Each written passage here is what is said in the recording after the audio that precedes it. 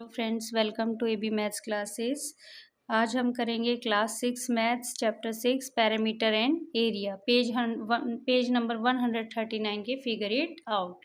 तो देखिए, सबसे ये फिगर इट आउट है। Cut out the tangram pieces given at the end of your text book. आपके टेक्स्ट बुक के एंड में ये टैंग्रेन दिया गया है। आप इसके सारे पीसीस को कट करेंगे और उसके बाद आप इन्हीं का यूज़ करके क्वेश्चंस के आंसर देंगे। तो जब आप कट करेंगे तो आपको कुछ आंसर्स मिलेंगे, वो मैं आपको डायरेक्ट बता रही हूँ।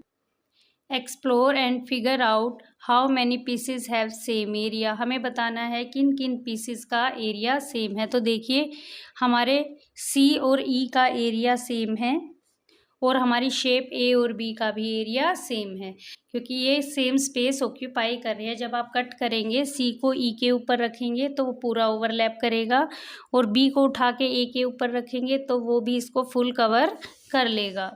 देखिए क्वेश्चन नंबर 2, आंसर लिखेंगे। Shape A and B have same area and shape C and E have same area. Now question number 2 is how many times bigger is shape D as compared to shape C? Shape C से shape D कितना बड़ा है? What is the relationship between C, D and E? तो देखिए, C और E का तो area same है। तो देखिए, अगर मैं D को दो इक्वल पार्ट्स में कट करूँ यहाँ से, तो देखिए आपको दो ट्राइंगल दिखेंगे, एक ऊपर और एक नीचे।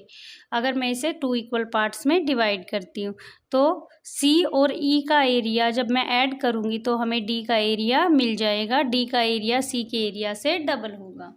तो देखिए, लिखेंगे हम आंसर नंबर 2 में, shape D has area twice of C. C and E together form shape D. C और डी ई मिलके क्या बनाएंगे? सी और ई को जोड़ दें तो हमारा डी बन जाएगा।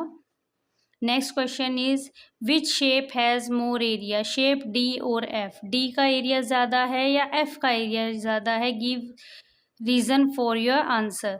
आपको अपने आंसर का रीज़न भी देना है। तो देखिए, हमारे डी और एफ का एरिया बिल्कुल सेम होगा।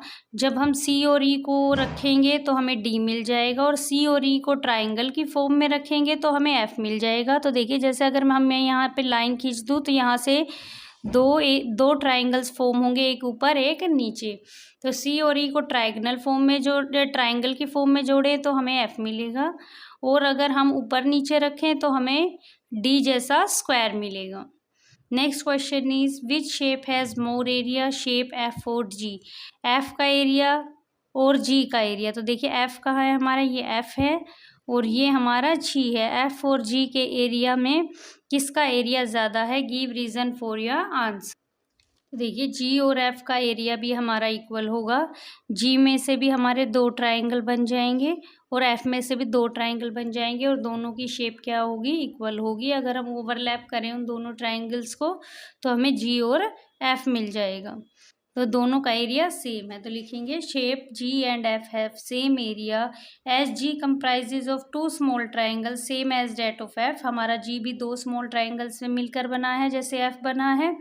Is also made by adding two triangles. Next question is what is the area of shape A as compare to shape G? Shape A का एरिया जी के कंपैरिजन में कितना है? इज इट ट्वाइस बिग और 4 times big? ये 2 times big है या 4 time big है? तो जो टैंग्रेन के पीसेस हैं आप उन्हीं को ऊपर नीचे रख के देखेंगे तो आपका आएगा shape A is 2 times the area of G. G shape A का एरिया जी से 2 टाइम्स आएगा। This can be deduce by the relative size of pieces fit together. अगर हम क्या करेंगे, जी के एक जैसे दो पीसेस जी के एक साथ रखेंगे तो वहाँ पर हमें शेप ए मिल जाएगी। Question number 6 is can you now figure out the area of big square formed with all 7 pieces in terms of the area of shape C. हम शेप सी से बाकी सबका एरिया कैसे रिलेट कर सकते हैं? तो देखिए कैसे रिलेट कर सकते हैं। Area of big square is 16 times the area of C. हमारा जो बड़ा स्क्वायर है उसका एरिया सी के एरिया से कितना है? 16 टाइम्स है। कैसे? A plus B plus C plus सब एक एरिया क्या हो जाएगा? A plus B plus C+D+E F G, अगर हम सबका एरिया ऐड कर दें तो हमारा पूरे के पूरे टेंगरेन का एरिया आ जाएगा। और तो देखिए ए का एरिया सी के एरिया से क्या होगा, 4 टाइम्स होगा, क्योंकि ये जी का डबल था। तो ए यहाँ लिखेंगे हम 4C। ऐसे ही ए और बी का इक्वल था तो बी का भी 4C, सी का तो सी के इक्वल है ही, डी का सी से डबल था, हमने ऊपर बताया था, ई का सी के इक्वल था, एफ का भी सी से डबल था, जी का भी सी से डबल था। तो देखिए ऐड करेंगे तो 4 + 4 16, 17 + 2 19, 120, 20 और +2 22, 22 सॉरी 4 + 4 8, 8 + 1 9, 9 + 2 11, 11 + 1 12, 12 + 2 14, 14 + 2 16। तो हमारा 16C आ जाएगा। पहली बार मैंने गलत ऐड कर दिया था, मल्टीप्लाई कर दिया था, ये ऐड होगा। तो क्या आ जाएगा 16C। It means 16 times of the area of C। Comes to question number 7।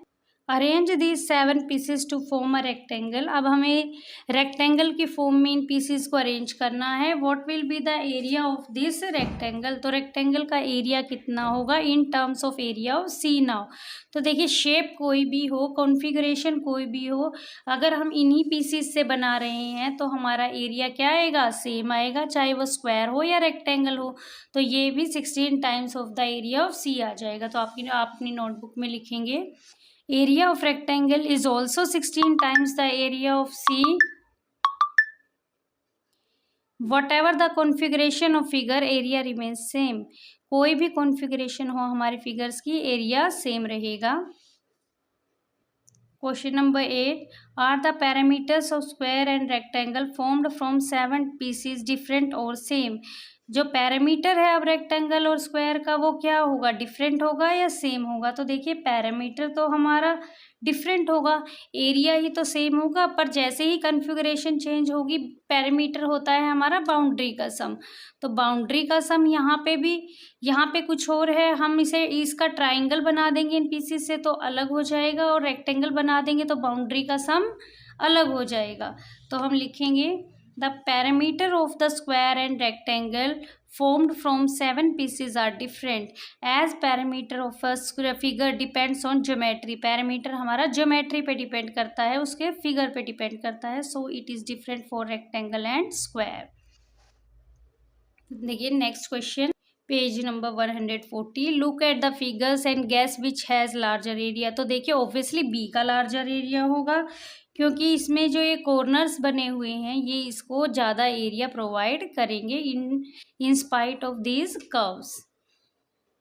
और अगर हम इन्हें ट्रेस करके किसी ग्राफ पेपर पे भी उतार ले तो हमारे नंबर ऑफ जो हमारे नंबर ऑफ बॉक्सेस हैं जो हम काउंट करेंगे तो इसमें ज़्यादा मिलेंगे, इसमें कम मिलेंगे। तो हमारा एरिया बी फिगर का ज़्यादा है। Now comes to question number last. This is find the area of figure. इनका एरिया हमें निकालना है। तो देखिए हम कैसे निकालेंगे। पहले हम देखेंगे कितनी फिगर्स, कितने स्क्वायर्स इसके अंदर आ रहे हैं। जो कंप्लीट स्क्वायर हैं उन्हें हम कंप्लीट काउंट करेंगे, जो हाफ हैं उन्हें हाफ काउंट करेंगे। तो देखिए 1 2 3 तो कंप्लीट हैं, प्लस हाफ और हाफ 1, 3 + 1 4। इस तरीके से हम कॉपी नोटबुक में करेंगे। एरिया इज इक्वल टू 3, हमारे 3 को हम 1 से मल्टीप्लाई करेंगे, और 1/2 एरिया हमारा 2 का है, हाफ हाफ 2 है, और 3 हमारे 1 1 वाले हैं, कंप्लीट वाले हैं। कंप्लीट के लिए हम 1 लिखेंगे, हाफ के लिए हम 1/2 लिखेंगे। तो 2 1 ज़ा 2, 2 से 2 कट जाएगा, 3 + 1 4 स्क्वायर यूनिट्स। स्क्वायर यूनिट्स हम ज़रूर लिखेंगे क्योंकि एरिया हमेशा स्क्वायर यूनिट्स में होता है। सेकेंड फिगर में देखिए, सबसे पहले कंप्लीट बॉक्सेस कितने हैं हमारे, 1 2 3 4 5 6 तो हमारे कंप्लीट बॉक्सेस हैं, कंप्लीट स्क्वायर्स हैं। तो कंप्लीट स्क्वायर का बॉक्स एरिया 1 × 6 6। तो देखिए हाफ कितने हैं, 1 2 3 4 5 और 6 हमारे हाफ हैं। तो हाफ × 6 3 आ जाएगा, 6 + 3 9। तो हमारा एरिया हो जाएगा 9 स्क्वायर यूनिट्स।